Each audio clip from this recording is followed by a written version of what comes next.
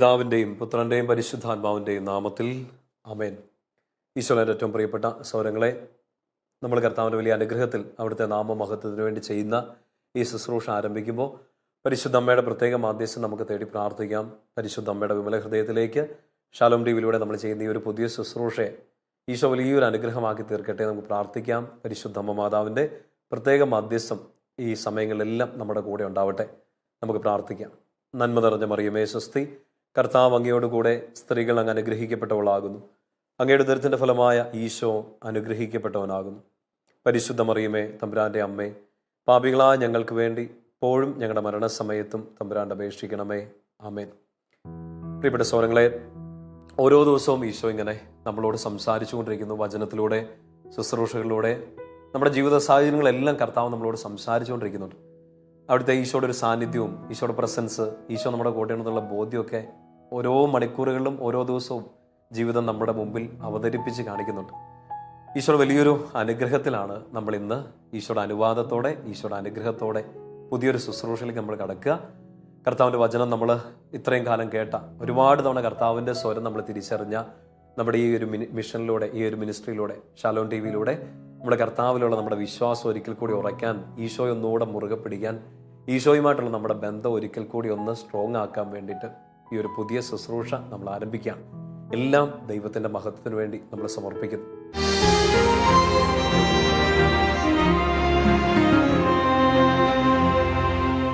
നമ്മുടെ ജീവിതം ഒരു കുഞ്ഞു ജീവിതം, ഈ ഭൂമിയിൽ കുഞ്ഞൊരു ജീവിതമാണ്. ഈശോയെ തിരിച്ചറിഞ്ഞു കഴിഞ്ഞാൽ എത്രയോ അനുഗ്രഹവും എത്രയോ ആനന്ദവും ആഹ്ലാദവും ഉള്ളൊരു ജീവിതമാണ്. അപ്പം അതിന് വളരെ പ്രധാനപ്പെട്ടൊരു കാര്യമാണ് ഈശോയെ അറിയുക, ഈശോയെ സ്നേഹിക്കുക, ഈശോയിൽ വിശ്വസിക്കുക, ഈശോയെ മുറുകെ പിടിക്കുക. ഈ ഒരു ലക്ഷ്യം വെച്ചുകൊണ്ടാണ് നമ്മുടെ ഈ ഒരു പുതിയ ശുശ്രൂഷ ആരംഭിക്കുക. കുറച്ചധികം എപ്പിസോഡുകളിലൂടെ നമ്മൾ കുറച്ച് കാര്യങ്ങൾ പഠിക്കുകയും പ്രാർത്ഥിക്കുകയും കുറച്ച് ബോധ്യങ്ങളൊക്കെ നമ്മിലേക്ക് നിറഞ്ഞു നിന്ന് നമ്മൾ ഈശോയെ കൂടുതൽ അടുക്കാനും വേണ്ടി ശ്രദ്ധിക്കുകയാണ്. നമ്മൾ ഈ ഒരു ശുശ്രൂഷയ്ക്ക് വേണ്ടി നിങ്ങൾ ശക്തമായിട്ട് പ്രാർത്ഥിക്കണം. വരുന്ന എപ്പിസോഡുകളൊക്കെ, വരുന്ന ദിവസങ്ങളിലൊക്കെ ഒരു എപ്പിസോഡ് പോലും മിസ്സാവാതെ പ്രാർത്ഥിച്ചൊരുങ്ങി ഈ ഒരു വലിയ ശുശ്രൂഷയുടെ ഭാഗമാകണമെന്ന് ഒത്തിരി സ്നേഹത്തോടെ നിങ്ങൾ ഓർമ്മിപ്പിക്കുകയാണ്. കർത്താവ് ഇതൊരു വലിയ അനുഗ്രഹമാക്കി മാറ്റട്ടെ. നമുക്ക് വിശുദ്ധ ഗ്രന്ഥം നിങ്ങൾ കയ്യിലുള്ളവർ, അടുത്തുള്ളവർ ബൈബിളൊന്ന് എടുക്കുക. ഈ ദിവസങ്ങളിലൊക്കെ നമ്മൾ ഈ എപ്പിസോഡുകളൊക്കെ പങ്കെടുക്കുമ്പോൾ ഒരു നോട്ട് ബുക്കും പേനയും ബൈബിളും ഒക്കെ ഒന്ന് അടുത്ത് വെക്കുന്നത് ഒത്തിരി നല്ലത്. നിങ്ങൾക്ക് ഇത് ഒത്തിരി കാര്യങ്ങൾ പഠിക്കാനും ഈശോയുള്ള വിശ്വാസം ഉറപ്പിക്കാനും ഒക്കെ ഇത് സഹായിക്കും. സങ്കീർത്തനം 57, ദൈവത്തിൻ്റെ ചിറകിൻ കീഴിൽ എന്ന് പറഞ്ഞുള്ള സുന്ദരമായൊരു സങ്കീർത്തനമാണ്. 57 സങ്കീർത്തനത്തിൻ്റെ 5-ാമത്തെ വാക്യം നല്ലൊരു പ്രാർത്ഥനയാണത്. ആ വചനം നമ്മൾ ഇങ്ങനെ വായിക്കുക: ദൈവമേ, അങ്ങ് ആകാശത്തിൻ്റെ മേൽ ഉയർന്നു നിൽക്കണമേ, അങ്ങയുടെ മഹത്വം ഭൂമിയിൽ എങ്ങും നിറയട്ടെ. അതൊരു പ്രാർത്ഥന മാത്രമല്ല പ്രിയപ്പെട്ട സഹോദരങ്ങളെ, അതൊരു വിശ്വാസം കൂടിയാണ്. എൻ്റെ കർത്താവിൻ്റെ, ഞാൻ വിശ്വസിക്കുന്ന, ഞാൻ മുറുകെ പിടിക്കുന്ന എൻ്റെ ഈശോയുടെ മഹത്വം ഈ ഭൂമി മുഴുവൻ നിറഞ്ഞു നിൽക്കുന്നുണ്ട്. നമ്മളിപ്പോൾ ഇത് സംസാരിച്ചുകൊണ്ടിരിക്കുമ്പോൾ കേട്ടുകൊണ്ടിരിക്കുന്ന നിങ്ങൾ ചിലപ്പോൾ യാത്ര ചെയ്യായിരിക്കും, അല്ലെങ്കിൽ വീടിൻ്റെ അകത്തളങ്ങളിലായിരിക്കും, നിങ്ങളൊരു മുറിയിൽ ഒരു സെൻട്രൽ ഹാളിലായിരിക്കും, ഒരു പക്ഷേ ഒരു ഫോൺ ഉപയോഗിച്ചുകൊണ്ട് ഇത് കേട്ടുകൊണ്ടിരിക്കുകയായിരിക്കും. നിങ്ങളായിരിക്കുന്ന ഇടങ്ങളിലും കർത്താവിൻ്റെ മഹത്വമുണ്ട്. ജോലി ചെയ്യുന്ന ഒരു സ്ഥലത്ത്, പഠിക്കുന്ന സ്ഥലത്ത്, നിങ്ങളുടെ ഹോസ്റ്റൽ മുറികളിൽ, നിങ്ങൾ താമസിക്കുന്ന ഭവനത്തിൽ ഈശോയുടെ മഹത്വം നിറഞ്ഞു നിൽക്കുന്നുണ്ട്. വളരെ പ്രധാനപ്പെട്ട ഒരു കാര്യം, ആ മഹത്വം നമ്മളൊന്ന് തിരിച്ചറിയുക എന്നുള്ളതാണ്. നമ്മുടെ ജീവിതം ഒരു ദിവസം തന്നെ എന്തോ ഒരു അനുഭവങ്ങൾ നമ്മുടെ മുമ്പിൽ തരുന്നത്, പ്രതികൂലമായത് അനുകൂലമായതൊക്കെ ഉണ്ട്. ഏതൊരു സാഹചര്യത്തിലും ഈശോയുടെ പ്രസൻസ്, ഈശോയുടെ ഗ്ലോറി, ഈശോയുടെ മഹത്വം തിരിച്ചറിഞ്ഞാൽ ഏറെ പ്രധാനമായിട്ട് പ്രതികൂല സാഹചര്യങ്ങളിൽ അതിജീവിക്കാൻ, നിത്യരക്ഷയെ നിത്യജീവനെയൊക്കെ ലക്ഷ്യം വെച്ച് ഈ ഭൂമിയിൽ ഉണ്ടാകുന്ന സകല സഹനങ്ങളെയും ധൈര്യത്തോടെ അതിജീവിച്ച് മുമ്പോട്ട് പോകാൻ വേണ്ടിയിട്ട് നമുക്ക് സാധിക്കും. റോമാക്കാർക്ക് ലേഖനത്തിൽ 8-ാമത്തെ അധ്യായം വചനം നമുക്ക് കൃത്യമായിട്ട് അറിയാലോ. പൗലോസിൽ ഇങ്ങനെ പറയുന്നുണ്ട്: ഈ സ്നേഹത്തിൽ നിന്ന് ആരെന്നെ വേർപെടുത്തും? പട്ടിണിയോ, ദുഃഖമോ, ദാരിദ്ര്യമോ, വാളോ, പീഡനങ്ങളോ, സഹനങ്ങളോ, എന്ത് തന്നെ ആവട്ടെ. നമുക്കിപ്പോൾ നമ്മുടെ ജീവിത സാഹചര്യമൊക്കെ ആയിട്ട് ചേർത്ത് ചിന്തിച്ചാൽ നമുക്കുണ്ടാവുന്ന കടമോ, രോഗമോ, വേദനയോ, തെറ്റിദ്ധാരണയോ, ഇന്ന് ഇത് ഈ ശുശ്രൂഷയിൽ നിങ്ങൾ പങ്കെടുക്കുന്ന ഈ ഒരു ദിവസം പോലും അനുഭവിച്ച സഹനങ്ങളോ, ഈശോയുടെ സ്നേഹത്തിൽ നമ്മളെ എന്ത് അകറ്റും എന്ന് പൗലോസിലേക്ക് ചോദിക്കുകയാണ്. പക്ഷെ എൻ്റെ പ്രിയപ്പെട്ട സഹോദരങ്ങളെ, ഓർത്ത് വയ്ക്കുക, നമ്മുടെ എല്ലാം ഈ കുഞ്ഞു ജീവിതത്തിൽ ഒരുപക്ഷെ ഈശോയിലുള്ള വിശ്വാസം നഷ്ടപ്പെട്ടു പോകാൻ, ഈശോയിൽ നേരത്തെ ഉണ്ടായിരുന്ന ഒരു തീഷ്ണത, ഈശോയോട് പണ്ടുണ്ടായിരുന്ന ഒരു സ്നേഹമൊക്കെ ചിലപ്പോൾ കയറി ഇറങ്ങി നിൽക്കുന്നുണ്ടാകാം, നഷ്ടപ്പെട്ടു പോയേക്കാം. പലരും ഇങ്ങനെ പറയാറില്ലേ, എൻ്റെ ജീവിതത്തിൽ ഞാൻ എല്ലാം ഈശോയോട് പറഞ്ഞുകൊണ്ടാണ് ചെയ്തുകൊണ്ടിരുന്നത്, പക്ഷേ ഇങ്ങനെ ഒരു സഹനം വന്നപ്പോൾ എന്തുകൊണ്ടാണ് ഈശോ എന്നെ മൈൻഡ് ചെയ്യാതിരുന്നത്? എന്തുകൊണ്ടാണ് ഈശോ ഇത് കണ്ടറിഞ്ഞ് പ്രവർത്തിക്കാതിരുന്നത്? അതുകൊണ്ട് എനിക്ക് പഴയതുപോലെ വിശ്വാസം ഇല്ല. ചിലപ്പോൾ ചുറ്റും നടക്കുന്ന ചില കാര്യങ്ങൾ കണ്ടിട്ടായിരിക്കാം, ചിലപ്പോൾ നമ്മളെ നല്ലത് പഠിപ്പിച്ചു തന്ന ആളുകൾ കാണിച്ച ദുർമാതൃക കണ്ടിട്ടായിരിക്കാം, ചിലപ്പോൾ വിരോധാഭാസങ്ങൾ കണ്ടിട്ടായിരിക്കാം, കോൺട്രഡിക്ഷനുള്ള ടീച്ചിങ്സ് കണ്ടിട്ടായിരിക്കാം. ഇതിലേതാണ് കറക്റ്റ്, ഈശോയിലുള്ള വിശ്വാസം പോലും കൺഫ്യൂഷൻ ആവുന്നല്ലോ എന്നൊക്കെ വിചാരിച്ചുകൊണ്ട് നമ്മുടെ ഈ ഒരു പല പ്രായത്തിലുള്ളവരെ ഇത് കേട്ടുകൊണ്ടിരിക്കും, നമുക്കെല്ലാം ഈ ഒരു കൺഫ്യൂഷൻസ് വരാം. അപ്പം അവിടെ നമുക്ക് ഉറപ്പിക്കണം, ഭൂമി മുഴുവൻ നിറഞ്ഞു നിൽക്കുന്ന കർത്താവിൻ്റെ മഹത്വം നമ്മുടെ ജീവിത സാഹചര്യങ്ങളിൽ, പ്രത്യേകിച്ച് പ്രതികൂല സാഹചര്യങ്ങളിൽ നമുക്ക് ഈശോയെ തിരിച്ചറിയാൻ പറ്റണം. എന്ത് പ്രതികൂലം വന്നാലും ഈ സ്നേഹം, ഈ വിശ്വാസം നമുക്ക് നഷ്ടപ്പെട്ടു പോകാൻ പാടില്ല.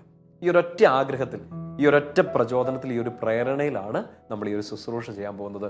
എൻ്റെ ജീവിതത്തിൽ എന്ത് തന്നെ വരട്ടെ, നല്ലത് വന്നാലും ചീത്ത വന്നാലും അവിടെ എല്ലാം എനിക്ക് ഈശോയുടെ പ്രസൻസ് ഫീൽ ചെയ്യണം, എനിക്ക് ഈശോയെ മനസ്സിലാവണം. അതിനുവേണ്ടിയാണ് നമ്മൾ ആഗ്രഹിക്കുകയും പ്രാർത്ഥിക്കുകയും ചെയ്യുക. പ്രിയപ്പെട്ട സഹോദരങ്ങളെ, ഈ ഒരു ശുശ്രൂഷയ്ക്ക് വേണ്ടിയിട്ട് പ്രാർത്ഥിച്ചൊരുങ്ങുമ്പോൾ പരിശുദ്ധാത്മാവ് തന്ന ഒരു പ്രേരണയിൽ യോഹന്നാന്റെ സുവിശേഷം 21-ാമത്തെ അധ്യായമാണ്. നമ്മുടെ ഈ ഒരു ഫുൾ സീരീസിന് ഒത്തിരി അധികം എപ്പിസോഡുകൾ ഈശോ അനുവദിക്കുകയാണെങ്കിൽ നമ്മൾ ഇതിനെക്കുറിച്ച് കൂടുതൽ അറിയാൻ വേണ്ടിയിട്ട്, ഈശോ നമ്മളെ സഹായിക്കാൻ വേണ്ടിയിട്ട് ഈ ഒരു എപ്പിസോഡുകൾ ഈശോ ഒരുക്കും. അപ്പം നിങ്ങൾ ഒന്നുപോലും മിസ്സാക്കാതെ കാണണം. പരിശുദ്ധാത്മാവ് തന്നൊരു പ്രേരണ ഇതാണ്. യോഹന്നാന്റെ സുവിശേഷത്തിലെ ഒരു വായനയാണ്. നമുക്ക് വിശുദ്ധ ഗ്രന്ഥം എടുക്കാം. യോഹന്നാന്റെ സുവിശേഷത്തിൽ 21-ാമത്തെ അധ്യായം, ഈശോയുടെ തിരുവുദ്ധാനത്തെക്കുറിച്ചൊക്കെ നമ്മൾ വായിച്ചിട്ടുള്ള നമുക്കറിയാം. നമ്മുടെ വിശ്വാസത്തിന്റെ കേന്ദ്രമായിട്ട് നിൽക്കുന്ന ഒരു കാര്യമാണ്. ഈശോ ഇങ്ങനെ പ്രത്യക്ഷപ്പെട്ടു വളരെ സ്നേഹത്തോടു കൂടി. ഈശോ അത്രയും കാലം ആ ഭൂമിയിലായിരുന്ന സമയത്ത് ഒരു 3 വർഷത്തെ പരസ്യജീവിത കാലത്തൊക്കെ ഈ ശിഷ്യന്മാരുടെ കൂടെ നടന്ന് പല കാര്യങ്ങളും പഠിപ്പിച്ചിട്ടുണ്ട്. ചിലതൊക്കെ അവർക്ക് പിടികിട്ടി, ചിലതൊക്കെ അവർക്ക് കൺഫ്യൂഷൻസ് ഉണ്ടായി, ചിലതൊക്കെ അവർ വിശ്വസിക്കാൻ വേണ്ടി പരിശ്രമിച്ചു, ചിലരൊക്കെ വിശ്വസിച്ചു, ചിലർ ഇട്ടേച്ചു പോയി, ചിലർ ചതിച്ചു. പക്ഷേ ഈശോ ഈ ഉദ്ധാനത്തിന് ശേഷം ശിഷ്യന്മാരുടെ മുമ്പിൽ വന്ന് മറ്റൊരു കാര്യം അവർക്കൊരു ബോധ്യം കൊടുക്കുകയാണ്. ഒരു പുതിയ ടീച്ചിങ് അല്ല, ഒരു വെളിപ്പെടുത്തൽ ഈശോ അവരുടെ മുമ്പിൽ നടത്തുകയാണ്. നിങ്ങൾ സമയമെടുത്തിട്ട് ഇപ്പോൾ ഈ നമ്മുടെ ഒരു എപ്പിസോഡ് കഴിഞ്ഞാലും സമയമെടുത്ത് ഈ ദിവസങ്ങളൊക്കെ ഈ ഒരു അധ്യായം വായിക്കാൻ നല്ലതാണ്. യോഹന്നാന്റെ സുവിശേഷത്തിൽ 21-ാമത്തെ അധ്യായം, അതിന്റെ തുടക്കം, അതിന്റെ ടൈറ്റിൽ ഇങ്ങനെയാണ്: ഈശോ വീണ്ടും പ്രത്യക്ഷപ്പെടുന്നു. നമ്മൾ വായിച്ചിട്ടുണ്ട് ഈശോ പലതവണയായിട്ട് ഇങ്ങനെ ശിഷ്യന്മാരുടെ മുമ്പിൽ തന്നെ വെളിപ്പെടുത്തുന്നത് ഉദ്ധാനത്തിന് ശേഷം. ഈ ഒരു എപ്പിസോഡിൽ ഇങ്ങനെ കാണുന്നത് 21-ാമത്തെ അധ്യായം 1-ാം വാക്യം ഇങ്ങനെയാണ്: ഇതിനുശേഷം ഈശോ തിബേരിയസ് കടൽ തീരത്ത് വെച്ച് ശിഷ്യന്മാർക്ക് വീണ്ടും തന്നെ വെളിപ്പെടുത്തി. ഈശോ തൻ്റെ കൂട്ടുകാരുടെ കൂടെ, പ്രിയപ്പെട്ട ഈ ശിഷ്യന്മാരുടെ കൂടെ ഒത്തിരി അധികം സമയം സ്പെൻഡ് ചെയ്തൊരു സ്ഥലമാണ് തിബേരിയസ് കടൽ തീരം, തിബേരിയസിന്റെ തീരങ്ങൾ. ഈശോ തൻ്റെ ആദ്യത്തെ ശിഷ്യന്മാരെയൊക്കെ വിളിക്കുന്നത് ഈ തീരങ്ങളിൽ വെച്ചൊക്കെയാണ്, നമ്മൾ വായിച്ചിട്ടുണ്ട്. അതായത് അവരെ വീണ്ടും ഈശോ ഒരു വിളി നടക്കുകയാണ്, വീണ്ടും ഒരു വെളിപ്പെടുത്തൽ നടക്കുകയാണ്. അവരുടെ ജീവിത സാഹചര്യത്തിൽ, പ്രത്യേകിച്ച് അവരുടെ ഇല്ലായ്മകളിൽ, ഇല്ലായ്മ എന്ന് വെച്ചാൽ ദാരിദ്ര്യത്തെക്കുറിച്ചല്ല, അവരുടെ സന്തോഷമില്ലായ്മയെക്കുറിച്ചല്ല, അവർക്കിപ്പം മിസ്സാവുന്നത് ശരിക്കും ഈശോയെ തന്നെയാണ്. 3 വർഷം കൂടെ നടന്ന ഈശോ മരണപ്പെടുന്നു, കൊല്ലപ്പെടുന്നു, അടക്കപ്പെടുന്നു. ഈശോ ഉദ്ധാനം ചെയ്ത് അവരുടെ മുമ്പിൽ ഇങ്ങനെ പലതവണയായിട്ട് തൻ്റെ അപ്പിയറൻസ്, തൻ്റെ വെളിപ്പെടുത്തലുകൾ നടത്തുമ്പോഴും അവർക്ക് ശരിക്കും ഈശോയുടെ ആ ഒരു ഫിസിക്കൽ പ്രസൻസ് പഴയതുപോലെ കിട്ടുന്നില്ല. നമുക്കിത് വിഷ്വലൈസ് ചെയ്ത് നമുക്ക് ചിന്തിച്ചാൽ തന്നെ മനസ്സിലാവും. കൂടെ നടന്ന ഈശോ, അപ്പം വാഴ്ത്തി കൊടുത്ത ഈശോ, അവരോട് കഥകൾ പറഞ്ഞു കൊടുത്ത, ഉപമകൾ പറഞ്ഞു കൊടുത്ത, അവരോട് അത്ഭുതങ്ങൾ കാണിച്ചു കൊടുത്ത, അവരുടെ ഇടയിൽ നടന്ന് പ്രവർത്തിച്ച അവരുടെ ആ ഒരു ഡിവൈൻ പ്രസൻസ്, ഈശോയുടെ ആ ഒരു പ്രസൻസ് അവർക്ക് ഒത്തിരി അധികമായിട്ട് മിസ് ചെയ്ത് നിൽക്കുന്ന സമയമാണ്. ഈശോ വരുന്നു, സമാധാനം കൊടുക്കുന്നു, പരിശുദ്ധാത്മാവിനെ സ്വീകരിക്കാമെന്ന് പറയുന്നു, പോകുന്നു, തോട്ടത്തിൽ വെച്ച് മഗ്ദല മറിയത്തോട് സംസാരിക്കുന്നു. പക്ഷെ പഴയതുപോലത്തെ ആ ഒരു പ്രസൻസ് അവർക്ക് ഫീൽ ചെയ്യുന്നില്ല. അതുകൊണ്ട് പത്രോസും മറ്റ് ശിഷ്യന്മാരും ഒക്കെ, അവരുടെ പേരൊക്കെ അവിടെ കൊടുത്തിട്ടില്ലേ, തോമസ് ലിഹായും മറ്റ് ശിഷ്യന്മാരും എല്ലാവരും കൂടെ അവരൊരു തീരുമാനം എടുക്കുകയാണ്. പത്രോസിന്റെ നേതൃത്വത്തിൽ നമുക്ക് മീൻ പിടിക്കാൻ പോകാം, അല്ലേ? നമ്മൾ ഒത്തിരി വായിച്ചും ധ്യാനിച്ചിട്ടുള്ള ഒരു ഭാഗമാണത്. അവർ തീരുമാനിക്കുകയാണ് അവർക്ക് ഇനി കടലിലേക്ക് തന്നെ തിരിച്ചു പോകാം. കാരണം അവരെ ഈ കടലിൽ നിന്ന് തിരിച്ചു കൊണ്ടുവന്ന, അവരെ മീൻപിടുത്തത്തിൽ നിന്ന് മനുഷ്യരെ പിടിക്കുന്നവരാക്കി തീർക്കാൻ വേണ്ടി വിളിച്ച ഈശോയുടെ ആ പ്രസൻസ് അവർക്ക് ഫീൽ ചെയ്യുന്നില്ല. So they decide to go back. അവർ തിരിച്ചു പോകാൻ വേണ്ടി തീരുമാനിക്കുകയാണ്. നമ്മളിത് നമ്മുടെ ലൈഫ് സിറ്റുവേഷനുമായിട്ട് ചേർത്ത് ചിന്തിക്കണം. ഈശോയിൽ നമ്മൾ വിശ്വസിക്കാൻ വേണ്ടിയിട്ട് ഈ ഒരു ശുശ്രൂഷയിലൂടെയൊക്കെ, നമ്മുടെ വചനവായനയിലൂടെ, പ്രാർത്ഥനയിലൂടെയൊക്കെ നമ്മൾ ഈശോയിൽ വിശ്വസിക്കാൻ പരിശ്രമിക്കുന്നു. ഒത്തിരി പഠിത്തമല്ല, ഒരു അക്കാഡമിക് ആയ ഒരു കാര്യമല്ല. നമുക്ക് ഈശോയിൽ വിശ്വസിക്കാൻ പറ്റണം. എവിടെ? പ്രത്യേകിച്ച് നമ്മുടെ ഇല്ലായ്മകളിൽ. He has not left me. എൻ്റെ ഇല്ലായ്മകളിൽ, എൻ്റെ സങ്കടങ്ങളിൽ, എൻ്റെ ഈ വറുതിയിൽ ഈശോ എന്നെ ഇട്ടേച്ച് പോയിട്ടില്ല. അവൻ എൻ്റെ കൂടെ തന്നെ ഉണ്ട് എന്ന് തിരിച്ചറിയാൻ പറ്റുന്ന ആ ഒരു ലെവലിലേക്ക് നമ്മുടെ വിശ്വാസം വളരണം. നമുക്ക് കാറ്റഗിസം ഓഫ് ദ കത്തോലിക്ക സഭയുടെ മതബോധന ഗ്രന്ഥം നമ്മുടെ കയ്യിലുണ്ട്. ചിലപ്പോൾ അത് മുഴുവനും ചിലപ്പോൾ നമുക്ക് വായിച്ച് പഠിക്കാൻ പറ്റുമായിരിക്കാം. അതിലെ കൊട്ടേഷൻസ് എടുത്ത് നമുക്ക് പറയാൻ പറ്റുമായിരിക്കാം. വിശ്വാസ പ്രമാണത്തിന്റെ ആ ഓരോ പ്രമാണങ്ങളും നമുക്ക് വ്യാഖ്യാനിക്കാൻ പറ്റുന്നുണ്ടാകാം. പക്ഷെ നമ്മുടെ ദൈനംദിന ജീവിതത്തിൽ, സാഹചര്യങ്ങളിൽ, നമ്മുടെ ഇല്ലായ്മകളിൽ ഈ മീൻ കിട്ടാതെ പോകുമ്പോൾ നമുക്ക് വറുതികളുടെ ദിവസങ്ങൾ നീണ്ടു നിൽക്കും. നമ്മുടെ സമാധാനം നമുക്ക് നഷ്ടപ്പെട്ടു പോകുമ്പോൾ, സന്തോഷം നമുക്കൊന്ന് ആസ്വദിക്കാൻ പോലും പറ്റാത്ത ജീവിത സാഹചര്യങ്ങളിൽ, കർത്താവെ, ആർ യു റിയലി ദെയർ? നീ ശരിക്കും ഇവിടെ ഉണ്ടോ എന്ന് പോലും നമ്മുടെ മനസ്സ് നമ്മളോട് ചോദിച്ചു പോകുന്ന സമയങ്ങളിൽ, ആ കടൽ തീരങ്ങളിൽ വെച്ച് നമുക്ക് ഈശോയെ കണ്ടുമുട്ടണം. എന്നെ ഇട്ടേച്ച് പോയിട്ടില്ല, എപ്പോഴും എൻ്റെ കൂടെ തന്നെ ഉണ്ട്, ഞാൻ വിശ്വസിക്കുന്നു. ആ വിശ്വാസത്തിലേക്ക് വളരണമെങ്കിൽ ഈ ഇല്ലായ്മകളിൽ നമ്മൾ ഈശോയെ കണ്ടുമുട്ടണം. പ്രിയപ്പെട്ട സഹോദരങ്ങളെ, ഇവർ ഈ കൂട്ടുകാർ, ഈശോയുടെ പ്രിയപ്പെട്ട ശിഷ്യന്മാർ മീൻ പിടിക്കാൻ വേണ്ടി പോവാണ്. ഒരു കടൽ തീരം, അവർക്ക് ഏറ്റവും എക്സ്പീരിയൻസ് ഉള്ള ഒരു കടൽ. ആ രാത്രി മുഴുവൻ അവർ വലയിറക്കുന്നു, അധ്വാനിക്കുന്നു, കിട്ടുന്നില്ല. ബാക്കി സാഹചര്യങ്ങളെല്ലാം നമുക്കറിയാം. ഈശോ കടൽ തീരത്ത് വന്ന് നിൽക്കുന്നു. കുഞ്ഞുമക്കളെ, നിങ്ങളുടെ കയ്യിൽ വല്ലതും ഒക്കെ ഉണ്ടോ എന്ന് ചോദിക്കുന്നു.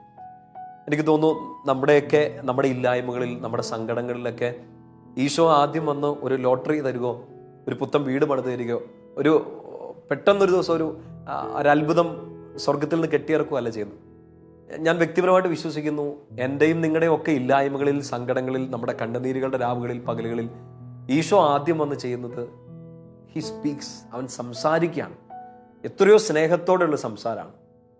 കുഞ്ഞുമക്കളെ, നിങ്ങളുടെ കയ്യിൽ വല്ലതും ഉണ്ടോ? അതായത് നമ്മുടെ സാഹചര്യം ഈശോയ്ക്ക് നന്നായിട്ട് അറിയാം. കയ്യിലൊന്നും ഇല്ലാന്ന്, ഇപ്പം പിടിച്ചു നിൽക്കാൻ പറ്റുന്നില്ല, കാൽച്ചൂട്ടിലെ മണ്ണൊലിച്ചു പോയി നിൽക്കുകയായിരിക്കാം, അവസാനത്തെ പ്രതീക്ഷയായ കച്ചിത്തുരുമ്പും കയ്യിൽ നിന്ന് വഴുതിപ്പോയി നിൽക്കുകയായിരിക്കാം. ഇല്ല, നിങ്ങളുടെ കയ്യിലൊന്നും ഇല്ലല്ലോ എന്ന് പറഞ്ഞ് ഈശോ കളിയാക്കുകയല്ല. നമ്മുടെ ഇല്ലായ്മയുണ്ട്, നമ്മുടെ വേദന കണ്ടിട്ട് ഇനിയൊന്നും ഇല്ലെന്ന് ചോദിക്കുകയല്ല. ഈശോ ആദ്യം വിളിക്കുന്നതാണ് കുഞ്ഞുമക്കളെ.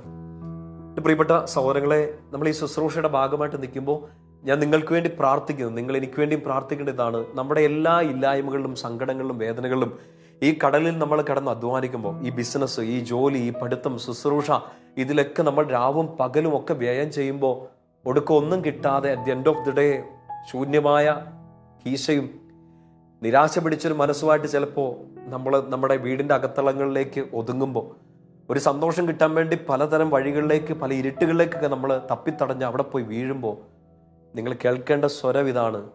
ഈ അടുത്ത് നിന്ന്, ഈ ഇല്ല എന്ന് ഞാൻ പറയുന്ന ഈ കടലിൻ്റെ തീരത്ത് നിന്ന് എന്നെ നോക്കി കുഞ്ഞു മോനെ, കുഞ്ഞു മോളെ എന്ന് വിളിക്കുന്ന ഈശോയുടെ ആ സ്വരം കേൾക്കണം. He's always there. അവൻ്റെ പ്രസൻസ് നിന്നെ വിട്ടുപോയിട്ടില്ല. നിന്റെ സാമ്പത്തിക സ്ഥിതി നിന്നെ തകർത്ത് കളഞ്ഞാണ്. നിന്റെ ആരോഗ്യം ചിലപ്പോൾ നിന്നെ വിട്ടുപോയി കാണും. നിന്നെ ഒത്തിരി സ്നേഹിച്ച നിന്റെ പ്രിയപ്പെട്ടവരിപ്പോൾ മാറി തിരിഞ്ഞൊക്കെ നിൽക്കുന്നുണ്ടാകാം. ഇപ്പോഴും ഈശോയെ നീയും കൂടെ ഇല്ലല്ലോ എന്നൊക്കെ ഓർത്ത് ചങ്ക് പാടിപ്പോകുന്നുണ്ടാകും. Please believe. ഈ ഇല്ലായ്മകളുടെ കടലിൽ, ആ കടലിൻ്റെ തീരത്ത് ഈശോ അവിടെ തന്നെ നിൽക്കുന്നുണ്ട്. ആൻഡ് ഈശോയുടെ ആ മൃദുല സ്വരം ഹൃദയത്തോട് കേൾക്കണം. കുഞ്ഞു മകനെ, കുഞ്ഞു മകളെ, നിന്റെ കയ്യിൽ ഒന്നുമില്ലെന്ന് എനിക്കറിയാം. പക്ഷെ നിന്നോടിതിപ്പോൾ ചോദിക്കുമ്പോൾ ഇനി നിനക്ക് എന്നാ ഞാൻ തരാൻ പോകുന്നതെന്ന് എൻ്റെ മനസ്സിൽ നന്നായിട്ടുണ്ട്. ആ വിളി നീ കേൾക്കാൻ തയ്യാറാണോ? ആ വിളി നീ കേൾക്കാൻ തയ്യാറാണോ? മകനെ, മകളെ എന്നുള്ള ഈശോയുടെ വിളി, ആ വിളി കേൾക്കണമെങ്കിൽ യു ഷുഡ് ബിലീവ്. നീ വിശ്വസിക്കണം. നീ വിശ്വസിച്ചാൽ മാത്രം പോരല്ലോ. സ്നേഹത്തോടെയുള്ള ഈശോയുടെ വിളി സ്വീകരിക്കണമെങ്കിൽ നീയും ഈശോയെ സ്നേഹിക്കണം. നീ ഈശോയെ സ്നേഹിക്കണമെങ്കിൽ നീ ഈശോയെ നന്നായിട്ട് അറിയണം. നിന്റെ എല്ലാ ചോദ്യങ്ങൾക്കും ഉത്തരം തരുന്ന ഒരാളായിട്ടല്ല, നീ ചോദിക്കുന്നതെല്ലാം അപ്പടി ചെയ്തു തരുന്ന ഒരാളായിട്ടല്ല, ഏറ്റവും പ്രധാനമായിട്ട് മറ്റാർക്കും ചെയ്തു തരാൻ പറ്റാത്ത രീതിയിൽ നിന്റെ ഇല്ലായ്മയുടെ കടൽ തീരത്ത് വന്ന് നിന്നെ മോനെ, മോളെ എന്ന് വിളിക്കുന്ന ആ സ്നേഹത്തെ നീ അറിയണം, സ്നേഹിക്കണം, വിശ്വസിക്കണം. യോഹന്നാന്റെ ഈ സുവിശേഷത്തിന്റെ അവസാനത്തെ അധ്യായത്തിൽ ഈശോ ശിഷ്യന്മാർക്ക് ഇങ്ങനെ സ്വയം ഒരു വെറൈറ്റി രീതിയിൽ, വ്യത്യസ്തമായ രീതിയിൽ വെളിപ്പെടുത്തുമ്പോൾ, ഇത് ആ സുവിശേഷത്തിന്റെ ആ ഒരു എപ്പിസോഡിൽ കാണുന്ന കുറച്ച് ശിഷ്യന്മാർക്ക് വേണ്ടി മാത്രമല്ല, ഇന്ന് ഈ ഒരു വർഷം, ഈ ഒരു മാസം, ഈ ഒരു ദിവസം, ഇന്ന് ഏത് സാഹചര്യത്തിലൂടെ ഞാനും നിങ്ങളും കടന്നു പോകുമ്പോഴും ഈശോയ്ക്ക് വന്ന് പറയാനുള്ള സ്വരം അതാണ്, ബിലീവ്. ഞാൻ ഇവിടെ തന്നെ ഉണ്ട്. നീ മീൻ കാണുന്നില്ല, നീ ശൂന്യമായ വലയൊക്കെയാണ് കാണുന്നത്, ചിലപ്പോൾ ആടിയുലയുന്നൊരു വള്ളമായിരിക്കാം കാണുന്നത്, നോക്കത്താ ദൂരത്ത് തീരാത്ത ഒരു കടലായിരിക്കും നീ കാണുന്നത്. പക്ഷെ കടൽ തീരത്ത് നിൽക്കുന്ന എന്നെ നീ നോക്കാൻ, നീ എൻ്റെ സ്വരം കേൾക്കാൻ വേണ്ടി, ആ സ്വരം നീ വിശ്വസിക്കാൻ വേണ്ടി, സ്നേഹിക്കാൻ വേണ്ടി ഈശോ ആവശ്യപ്പെടുക. ഈ വചനത്തിന്റെ വളരെ പ്രധാനപ്പെട്ട ഒരു കാര്യമാണ് 21-ാമത്തെ അധ്യായത്തിൽ 3-ാമത്തെ വാക്യം. ശ്രദ്ധിച്ചൊന്ന് വായിക്കണം. ശിമോൻ പത്രോസ് പറഞ്ഞു, ഞാൻ മീൻ പിടിക്കാൻ പോവാണ്. അവർ പറഞ്ഞു, ഞങ്ങളും നിന്നോടുകൂടെ വരുന്നു. അവർ പോയി വള്ളത്തിൽ കയറി. എന്നാൽ ആ രാത്രിയിൽ അവർക്ക് ഒന്നും കിട്ടിയില്ല. ഒരു ശൂന്യതയുടെ, ഒരു എംപ്റ്റിനെസ്സിന്റെ ഒരു രാത്രി. അതിപ്പോൾ അവർക്കൊരു രാത്രിയാണെങ്കിൽ, കുറച്ച് മണിക്കൂറുകളാണെങ്കിൽ, നമ്മളിൽ പലർക്കും ചിലപ്പോൾ അത് മാസങ്ങളോളം നീണ്ടു നിൽക്കുന്ന ഒരു വറുതിയായിരിക്കും, മാസങ്ങളോളം നീണ്ടു നിൽക്കുന്ന ഒരു എംപ്റ്റിനെസ് ആയിരിക്കും, മാസങ്ങളോളം, ദിവസങ്ങളോളം നീണ്ടു നിൽക്കുന്ന ഒരു നിരാശയായിരിക്കും, ഒരു ഡിപ്രഷൻ ആയിരിക്കും. എനിക്കൊന്നും കിട്ടുന്നില്ല, ഞാൻ പഠിച്ചു, എനിക്ക് റിസൾട്ട് വരുന്നില്ല, ഞാൻ അധ്വാനിച്ചു, എൻ്റെ സമയം മുഴുവൻ ഞാൻ ഇതിനുവേണ്ടി ഇറക്കി, എനിക്കൊന്നും കിട്ടുന്നില്ല. എൻ്റെ പ്രിയപ്പെട്ട സഹോദരങ്ങളെ, പരാതികൾ പറയരുതെന്ന് നമ്മൾ പറയുമ്പോഴും പരാതികൾ ഉയരട്ടെ. ആര് കൂടെ ഉണ്ടെന്ന് കരുതിക്കൊണ്ട് നാട്ടുകാരോ വീട്ടുകാരോ ബന്ധുക്കളോ പ്രിയപ്പെട്ടവരോ ഉണ്ട് എന്ന് വിചാരിച്ച് പരാതിപ്പെടുകയല്ല. നിങ്ങൾക്ക് ഉത്തരം കിട്ടില്ല അവിടെ. പരാതിപ്പെടാം ആരുടെ മുമ്പിൽ? ഇവിടെ എവിടോ എൻ്റെ അടുത്ത് എന്നെ വിട്ടു പോവാതെ, എന്നെ അകന്ന് മാറി നിൽക്കാതെ, എന്നെ അകറ്റി മാറ്റി നിർത്താതെ ഹീസ് ഹിയർ, ഈശോ ഇവിടെ ഉണ്ട് എന്നുള്ള ആ ഒരു വിശ്വാസത്തിൽ അവനെ കൺമുമ്പിൽ കണ്ടില്ലെങ്കിലും ഈ പരാതി നമുക്ക് പറയാം. ഈശോയുടെ മക്കൾക്ക് ആ പരാതി പറയാം. ഞങ്ങൾക്കൊന്നും കിട്ടുന്നില്ല, ഞങ്ങൾക്കൊന്നും കിട്ടിയിട്ടില്ല. ആ സ്വരം കേട്ടിട്ടാണ് ഈശോ ആ കടൽ തീരത്ത് നിൽക്കുന്നത്. അടുത്ത വാക്യം നിങ്ങൾ ശ്രദ്ധിച്ചേ. ഉഷസ്സായപ്പോൾ ഈശോ കടൽക്കരയിൽ വന്ന് നിന്നു, എന്നാൽ അത് ഈശോയാണെന്ന് ശിഷ്യന്മാർ അറിഞ്ഞില്ല. നേരം വെളുക്കാറായപ്പോഴാണ് ഈശോയുടെ ഒരു സാന്നിധ്യം അവർക്ക് ഫീൽ ചെയ്യണത്. നിങ്ങൾക്ക് തോന്നുന്നുണ്ടോ ഈശോ ആ സമയങ്ങളിലൊക്കെ കിടന്നുറങ്ങായിരുന്നു? ഈശോ ഈ രാത്രി മുഴുവൻ ഇവരെ കിടന്ന് കഷ്ടപ്പെടട്ടെ, നേരം വെളുക്കുമ്പോൾ അലാറമൊക്കെ വെച്ചിട്ട് പോയി കണ്ടേക്കാം എന്നാണോ വിചാരിക്കുന്നത്? അല്ല, അവരുടെ അധ്വാനം ഈശോ കാണുന്നുണ്ട്. അവരുടെ പരാതികൾ ഈശോ കേൾക്കുന്നുണ്ട്. അവർ ഈ അനുഭവിച്ചുകൊണ്ടിരിക്കുന്ന ആ ഒരു രാത്രി, കണ്ണിനെ കൂടുതൽ ഇരുട്ടിലേക്ക് കൊണ്ടുപോകുന്ന ആ ഒരു അന്ധകാരത്തെയൊക്കെ ഈശോ നന്നായിട്ട് കാണുന്നുണ്ട്. ഉഷസ്സായപ്പോഴാണ് അവർക്ക് ഈശോയെ ശരിക്കും തിരിച്ചറിയാനൊക്കെ പറ്റുന്നത്. അടുത്ത നേരം വെളുക്കുന്ന സമയത്തും അവർക്ക് ഈശോയെ തിരിച്ചറിയാൻ പറ്റിയില്ല. ആദ്യത്തെ ഒരു സ്റ്റേജിൽ അങ്ങനെയാണ്. അതായത് ഞാൻ എൻ്റെ കടത്തിലേക്കും, ഞാൻ എൻ്റെ രോഗത്തിലേക്കും, എന്നെ വേദനിപ്പിച്ചവരിലേക്കും, ഇല്ലായ്മയുടെ ഈ കടലിലേക്കും എത്ര ഇറക്കിയിട്ടും ശൂന്യമായി തന്നെ തിരിച്ചു കയറി വരുന്ന ഈ വലയിലേക്കും ഒക്കെ നോക്കുമ്പോൾ, എൻ്റെ കൂടെ അധ്വാനിക്കുന്ന ആളുകളിലേക്കും ഞാൻ നോക്കുമ്പോൾ, ഈ കടൽ തീരത്ത് നിൽക്കുന്ന ഈശോയെ ചിലപ്പോൾ നമുക്ക് തിരിച്ചറിയാൻ പറ്റുന്നില്ല. ഉഷസ്സായാലും പ്രഭാതം പൊട്ടി വിളർന്നാലും ഈ സൂര്യവെളിച്ചം അടിച്ചാലും ചിലപ്പോൾ ഈശോയുടെ പ്രസൻസ് ഫീൽ ചെയ്യാൻ പറ്റാതെ പോകും. കാരണം എന്താണെന്നറിയോ? അപ്പോഴും എൻ്റെ നോട്ടം വള്ളത്തിലേക്കും വലയിലേക്കും എൻ്റെ കൂടെയുള്ളവരിലേക്കുമാണെങ്കിൽ, ശൂന്യതയിലേക്കാണെങ്കിൽ, എനിക്കൊരു ഉത്തരവും തരാത്ത ഈ കടലിലേക്കാണ് എൻ്റെ നോട്ടം എങ്കിൽ കടൽ തീരത്ത് നിൽക്കുന്ന ഈശോയെ കാണാൻ പറ്റില്ല. പ്രിയപ്പെട്ട ഈശോയുടെ സഹോദരങ്ങളെ, അതുകൊണ്ട് ഇന്ന് നോക്കേണ്ടത് നോട്ടം ഒന്ന് മാറ്റുക. നോക്കുക എന്നുള്ളതല്ലല്ലോ, നോട്ടം നമുക്കൊന്ന് മാറ്റാം. ഈ സങ്കടങ്ങളിലേക്ക്, ഇല്ലായ്മകളിലേക്കല്ല, ഈ ഇല്ലായ്മകളിൽ അതിൻ്റെ അപ്പുറത്തേക്ക് നിൽക്കാൻ പറ്റുന്ന, എന്നോട് സംസാരിക്കാൻ പറ്റുന്ന, എനിക്ക് എൻ്റെ ഈ വല്ലായ്മകളെ, ഇല്ലായ്മകളെ ഒക്കെ നിറച്ചു തരാൻ പറ്റുന്ന ഈശോയിലേക്ക് നോക്കുക. കണ്ണ് തുറന്ന്, വിശ്വാസത്തിൻ്റെ കണ്ണ് തുറന്ന്, സ്നേഹം കൊണ്ടുള്ളൊരു ഹൃദയം തുറന്ന്, ഈശോയുടെ ഒരു ആമേൻ പറഞ്ഞ് ഞാൻ വിശ്വസിക്കുന്നു എന്ന് പറഞ്ഞ് കണ്ണ് തുറന്നാൽ ഉഷസാവണ്ട ഈ അന്ധകാരത്തിലും ഈ കൂരാക്കുരുട്ടിലും ഈശോയുടെ പ്രസൻസ് നിനക്ക് കാണാൻ വേണ്ടിയിട്ട് പറ്റും. അവർ കണ്ണ് തുറന്ന് നോക്കി. അത് ഈശോയാണെന്ന് ശിഷ്യന്മാർ അറിഞ്ഞില്ല. 5-ാമത്തെ വാക്യത്തിലാണ് നമ്മൾ മുമ്പേ പറഞ്ഞ കാര്യം. ഈശോയുടെ സ്വരം അവർ കേൾക്കുകയാണ്. കൺമുമ്പിൽ ഈശോയുടെ ഒരു പ്രസൻസ് കാണുന്നില്ലെങ്കിലും ഈശോയുടെ സ്വരം കേൾക്കുന്നു. നമുക്കൊക്കെ ഇങ്ങനെ ഒരു ബുദ്ധിമുട്ടൊക്കെ തോന്നില്ലേ? പ്രാർത്ഥിക്കാൻ പറ്റണില്ല, ഇത് വിശ്വസിക്കാൻ പറ്റുന്നില്ല, ഇതൊക്കെ സംഭവിക്കുമോ എന്ന്, ഈശോ ശരിക്കും ഇവിടെയൊക്കെ ഉണ്ടോ, പ്രത്യേകിച്ച് നമ്മുടെ ഈ സങ്കടങ്ങളിലൊക്കെ ഈസ് ഹി റിയലി ദേർ എന്നൊക്കെ ചോദിച്ചു പോകുന്ന സമയങ്ങളുണ്ട്. ഒട്ടും പ്രാർത്ഥിക്കാൻ പറ്റാത്ത സമയങ്ങളുണ്ട്. അവിടെ നമ്മൾ ചെയ്യേണ്ട വലിയ കാര്യങ്ങളിലൊന്നാണ് വചനം വായിക്കുക. വിശുദ്ധ യോഹന്നാൻ ക്രൂസിന്റെ കർമ്മലമലയേറ്റം ഇരുണ്ട രാത്രി എന്ന് പറഞ്ഞ സുന്ദരമായ ഒരു പുസ്തകമുണ്ട്. അവിടെ വിശുദ്ധ യോഹന്നാൻ ക്രൂസ്, കുരിശിന്റെ വിശുദ്ധ യോഹന്നാൻ പറയുന്ന ഒരു കാര്യമാണ്, നിങ്ങൾക്കൊന്നും പറയാൻ, ഒന്നും പ്രാർത്ഥിക്കാൻ പറ്റാത്ത സാഹചര്യങ്ങളിലും ഇങ്ങനെ മനസ്സിൽ പറഞ്ഞേക്കുക, ലോർഡ് ഐ എം ഹിയർ, ഞാൻ ഇവിടെ തന്നെ ഉണ്ട് ഈശോയെ. ഈ കടൽ തീരത്ത് അവരത് പറഞ്ഞില്ലെങ്കിലും ഈശോയ്ക്ക് അറിയാം, എൻ്റെ പ്രിയപ്പെട്ട മക്കള് അധ്വാനിക്കാണ്, എൻ്റെ പ്രിയപ്പെട്ട മക്കൾക്ക് ഉത്തരം കിട്ടിയിട്ടില്ല, എൻ്റെ പ്രിയപ്പെട്ട മക്കൾ ഒറ്റയ്ക്കാണ്, ഈ കടലിൽ ഇവരൊറ്റയ്ക്കാണ്. കൂടെ പണിയെടുക്കാൻ ഉണ്ടാകാം, കൂടെ ഈ വിഷമങ്ങൾ പങ്കിടാൻ ആളുകൾ ഉണ്ടാകാം. ബട്ട് ഇൻസൈഡ്, ഉള്ളിൻ്റെ ഉള്ളിൽ ഒരു ശൂന്യതയിൽ എല്ലാവരും ചുറ്റും ഉണ്ടെങ്കിലും ടോട്ടലി എലോൺ, നീ ഒറ്റയ്ക്കായി പോയി എന്നുള്ളത് ഈശോയ്ക്ക് നന്നായിട്ട് അറിയാം. ആ സമയത്താണ് ഈശോയുടെ വിളി, കുഞ്ഞു മക്കളെ. ഇന്ന് നമുക്ക് ആ പ്രസൻസ് ഫീൽ ചെയ്യേണ്ട എവിടെയാണെന്നറിയോ? നിങ്ങൾക്ക് ഈശോയെ കൺമുമ്പിൽ കാണാൻ പറ്റാത്തപ്പോൾ നിങ്ങളുടെ കയ്യിലുള്ള വിശുദ്ധ ഗ്രന്ഥം അതെടുത്ത് തുറന്ന് വായിക്കണം. നിങ്ങളുടെ വിശ്വാസം എവിടെയെങ്കിലുമൊക്കെ കുറഞ്ഞു പോകുന്നു തോന്നിയാൽ, ഈശോയിലുള്ള പഴയ സ്നേഹം ആ ഒരു തീക്ഷ്ണത പഴയതുപോലെ ഇല്ല എന്ന് തോന്നിയാൽ, ഈ സ്വരം കേൾക്കുന്നത് നിർത്തരുത്. കൺമുമ്പിൽ ഈശോയെ കണ്ടില്ലെങ്കിലും കാതുകളിൽ, ഹൃദയത്തിൽ അവിടുത്തെ സ്വരം കേട്ടുകൊണ്ടിരിക്കണം. എന്നുള്ള ഏറ്റവും നല്ല കാര്യമാണ് വചനം വായിക്കുക എന്നുള്ളത്. ആ വചനം വായിക്കുമ്പോഴാണ് എല്ലാവരും ചുറ്റും നിന്ന് ബഹളം ഉണ്ടാക്കുമ്പോഴും, ചിലപ്പോൾ ആളുകളൊന്നും നിങ്ങളോട് സംസാരിക്കാത്തപ്പോഴും, മോനെ, മോളെ, എൻ്റെ കൊച്ചെ എന്ന് പറഞ്ഞുള്ള ഈശോയുടെ സ്വരം കേൾക്കാൻ പറ്റും.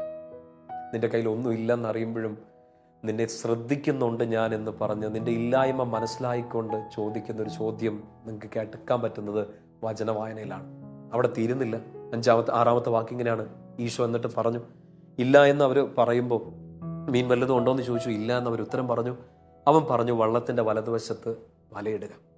എൻ്റെ പ്രിയപ്പെട്ട സ്വരങ്ങളെ, ഇല്ല എന്ന് നമുക്ക് എല്ലാവരോടും പറയാൻ പറ്റുമോ? അച്ഛനിപ്പോൾ നിങ്ങളോട് ചോദിക്കുകയാണ്, നിങ്ങൾ ഹാപ്പിയാണോ?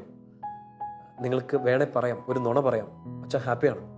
അല്ലെങ്കിൽ നിങ്ങൾക്ക് ഓപ്പണായിട്ട് എന്നോട് പറയാം, ഒരു സങ്കടത്തിൽ കൂടെ കടന്നു പോവുകയാണെങ്കിൽ, അല്ല അച്ഛൻ ഹാപ്പിയാണ്. ഹാപ്പി അല്ല അച്ഛൻ, പ്രാർത്ഥിക്കണേ. നിങ്ങളത് എന്നോട് പറയണമെങ്കിൽ, നിങ്ങളുടെ കുറവ് നിങ്ങൾ എന്നോട് പറയണമെങ്കിൽ നിങ്ങൾ എന്നെ വിശ്വസിക്കണം, അല്ലേ? ഞാനിപ്പോൾ എൻ്റെ ഒരു സങ്കടം എൻ്റെ ആത്മീയ ഗുരുവിനോട് പറയണമെങ്കിൽ എൻ്റെ ആത്മീയ ഗുരു ചില ചോദ്യങ്ങൾ ചോദിക്കണം. മോനെ, നിനക്ക് ഇങ്ങനെ എന്തെങ്കിലും പ്രശ്നം ഉണ്ടോടാ? അച്ഛനിപ്പോൾ ഇങ്ങനത്തെ എന്തെങ്കിലും ബുദ്ധിമുട്ടിൽ കൂടെ കടന്നു പോവാണോ? ഞാനത് റിയലി എൻ്റെ സങ്കടം ഞാൻ ശരിക്കും പറയണമെങ്കിൽ ഞാൻ ആ വ്യക്തിയെ നന്നായിട്ട് വിശ്വസിക്കണം, അല്ലേ? ഒന്നും മറച്ചു വെക്കാതെ എനിക്കത് പറയാൻ പറ്റും. എൻ്റെ പ്രിയപ്പെട്ട സഹോദരങ്ങളെ, നമുക്ക് ഈശോയുടെ മുമ്പിൽ പരാതി പറയണമെങ്കിലും, നമുക്ക് ഈശോയുടെ മുമ്പിൽ നമ്മുടെ ജീവിതത്തിൻ്റെ അവസ്ഥ അവതരിപ്പിക്കണമെങ്കിൽ പോലും നമുക്ക് എന്ത് വേണം? ഈശോയിൽ ഉറച്ച വിശ്വാസം വേണം. എൻ്റെ കയ്യിൽ ഇതില്ല, എൻ്റെ ഈശോയെ എൻ്റെ കയ്യിൽ ഇതില്ല, എനിക്കിതില്ല എന്ന് പറയണമെങ്കിലും വിശ്വാസം വേണം. ചിലപ്പോൾ നമ്മൾ വിചാരിക്കും, ഞാൻ പരാതിപ്പെടുന്നു, ഞാൻ വഴക്കുണ്ടാക്കുന്നു, എൻ്റെ വിശ്വാസം കുറഞ്ഞു പോയോ? അല്ല, ഈ പരാതിപ്പെടണമെങ്കിലും ഈശോയോട് വഴക്കുണ്ടാക്കണമെങ്കിൽ പോലും ഒരു വിശ്വാസം വേണം. നല്ല ബന്ധമുള്ളവർക്കേ വഴക്കുണ്ടാക്കാൻ പോലും പറ്റുള്ളൂ. നല്ല ബന്ധമുള്ള ഒരാൾക്കേ വിശ്വസിച്ച് ഒരു പരാതി, ഒരു സങ്കടം, ഒരു ഇല്ലായ്മ, ഒരു കുറവ് ഒരാളുടെ മുമ്പിൽ അവതരിപ്പിക്കാൻ പറ്റുള്ളൂ. നമ്മുടെ കുമ്പസാരക്കൂടുകളിൽ പോയി മുട്ടുകൊത്തി നിന്ന് നമ്മുടെ ഏറ്റവും വലിയ കുറവുകളോ നമ്മുടെ ഏറ്റവും വലിയ ബലഹീനതകളോ പറയുന്നത് എന്തുകൊണ്ടാണ്? കുമ്പസാരക്കൂടിനെ, കൂദാശയെ, ഈശോയെ നമ്മൾ വിശ്വസിക്കുന്നു എന്നതിൻ്റെ അടയാളമല്ലേ? ഈ കുമ്പസാരത്തിലൂടെ നമുക്ക് കിട്ടുന്ന പാപമോചനത്തിൽ നമ്മൾ വിശ്വസിക്കുന്നു എന്നതിൻ്റെ അടയാളമല്ലേ? അവരത് ഓപ്പണായിട്ട് പറഞ്ഞു, ഇല്ല, ഞങ്ങളുടെ കയ്യിലൊന്നുമില്ല. ആ ഇല്ല എന്ന് പറഞ്ഞ് നമ്മുടെ അവസ്ഥ ഈശോയുടെ മുമ്പിൽ അവതരിപ്പിക്കുന്ന സമയത്താണ് ഈശോ പറയുന്നത്, വലതുവശത്തേക്ക് നീക്കി വലയിടുക. പല വ്യാഖ്യാനങ്ങൾ നമ്മൾ കേൾക്കുമ്പോഴും ഈ വ്യാഖ്യാനങ്ങൾക്കപ്പുറം നമ്മൾ ചെയ്യേണ്ട ഒരു കാര്യം, ഒബേ ഹിം, ഈശോ പറയുന്നത് അനുസരിക്കുക. പരാതി പറയുമ്പോൾ എൻ്റെ ഉള്ളിലൊരു വിശ്വാസം ഉണ്ടെങ്കിൽ ഈശോ പറയുന്നത് അനുസരിക്കണമെങ്കിലും എൻ്റെ ഉള്ളിലൊരു വിശ്വാസം വേണം. വചനം കേൾക്കുന്നു, വചനം വായിക്കുന്നു, വചനം എഴുതുന്നു, പക്ഷെ ഇത് വിശ്വസിക്കണമെങ്കിലും ഈശോയെ ആദ്യം മുറുകെ പിടിക്കണം. ഈശോയുടെ വചനം വിശ്വസിക്കണമെങ്കിൽ പോലും ഈശോയെ തന്നെ നമ്മൾ മുറുകെ പിടിക്കണം. ഇല്ല എന്ന് പരാതികൾ മാത്രമല്ല, ഈശോ ഇത് ചെയ്യാൻ പറഞ്ഞാൽ ഈ വചനം കേട്ടത് അനുസരിക്കാനും കൂടെ നമ്മുടെ ഉള്ളിൽ വേണ്ട വിശ്വാസമാണ്. സോ നമ്മുടെ പ്രൈം ഫോക്കസ് ഇതാണ്, ബിലീവ്. ഈശോയിൽ വിശ്വസിക്കുക. ഈശോയിൽ വിശ്വസിക്കുക എന്ന് വെച്ചാൽ എന്താ? ഈശോ പറയുന്നത് അനുസരിക്കാൻ വേണ്ടി റെഡിയാവുക. അവരനുസരിച്ചു. ബാക്കി ഇതിൻ്റെ ക്ലൈമാക്സ് നിങ്ങൾക്കറിയാം. വല കീറുവോളം, വള്ളം നിറയുവോളം മത്സ്യം കിട്ടുന്നു. നമ്മൾ വായിക്കുന്നുണ്ട് 153 മത്സ്യങ്ങൾ. അതിൻ്റെ ഒരു വ്യാഖ്യാനത്തിൽ നമ്മളിങ്ങനെ കാണുകയാണ്, ഈശോ അവതരിപ്പിക്കുകയാണ് 153 ഞാൻ ദൈവമാണ്, അനി എലോഹിം എന്നുള്ള ഹീബ്രു വാക്കിനെ കുറിച്ചൊക്കെയുള്ള വ്യാഖ്യാനങ്ങളൊക്കെ നമ്മൾ കേട്ടിട്ടുണ്ട്. ഈശോ പറയുകയാണ്, നിങ്ങളുടെ ഈ ഇല്ലായ്മകളിൽ ഇതെല്ലാം തരാൻ പറ്റുന്ന ദൈവം, ദ റിയൽ ഗോഡ് ഞാനാണ്, ബിലീവ് മീ. വിശ്വസിക്കാൻ വേണ്ടിയിട്ട് ഈശോ ഒരു അടയാളം കാണിക്കുകയാണ് ഈ 153 മത്സ്യങ്ങളിലൂടെ. അവർ വിശ്വസിക്കുകയോ അവരുടെ വല നിറയുകയോ വള്ളം നിറയുകയോ ചെയ്യുന്നതിനെ കുറിച്ചല്ല.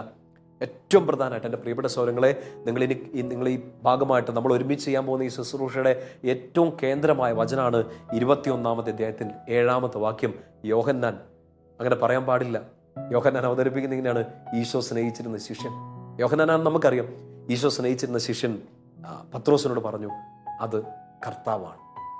It is the Lord. ഈ ഒരു ശുശ്രൂഷയുടെ ഏറ്റവും കേന്ദ്രമായ വചനം ഇതാണ് എൻ്റെ പ്രിയപ്പെട്ട സഹോദരങ്ങളെ, അത് കർത്താവാണ്. It is the Lord. എൻ്റെ ഈ ഇല്ലായ്മകളിൽ എനിക്കെല്ലാം തന്ന ദൈവം എന്നല്ല, എന്നെ ഇത് മനസ്സിലാക്കുന്ന, എൻ്റെ വേദനയെ മനസ്സിലാക്കുന്ന ദൈവം എന്നല്ല. ഏതൊരു സാഹചര്യത്തിലും ഹീസ് ഹിയർ, അവൻ ഇവിടെ തന്നെയുണ്ട്.